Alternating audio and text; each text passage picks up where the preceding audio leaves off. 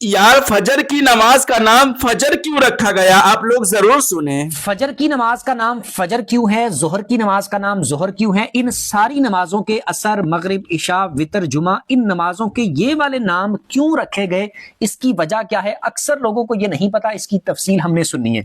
नीचे से शुरू कर लेते हैं। जुमा की नमाज को जुमा इस वजह से कहा जाता है क्योंकि जोहर के वक्त में मुसलमान ज्यादा तादाद में जमा होकर, इकट्ठे होकर जुमा की नमाज अदा करते हैं। इस वजह से इसको जुमा की नमाज कहा जाता है, यानी जमा होकर पढ़ी जाने वाली नमाज, आप इस तरह समझ लें। इस वजह से इसको जुमा की नमाज कहा जाता है।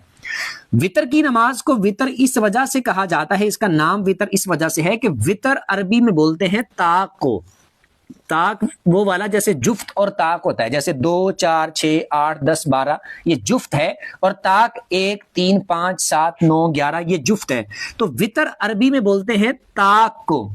तो ये नमाज जो है, इसकी रकतें चूंकि ताक में हैं 3 रकतें, तो इस वजह से इसको वितर कहा जाता है।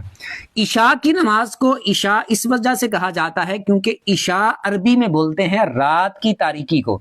रात की तारीकी का वो हिस्सा कि जब रात शुरू होती है, तो ये नमाज उस टाइम में पढ़ी जाती है, इस वजह से इसको इशा की नमाज कहा जाता है। मगरिब की नमाज को मगरिब इस वजह से कहते हैं कि मगरिब कहते हैं सूरज गरूब होना, सूरज का डूबना। तो ये नमाज सूरज के डूबने के बाद पढ़ी जाती है, इस वजह से इसे मगरिब की नमाज कहा जाता है। असर जो है, असर अरबी में कहते हैं दिन के आखिरी हिस्से को।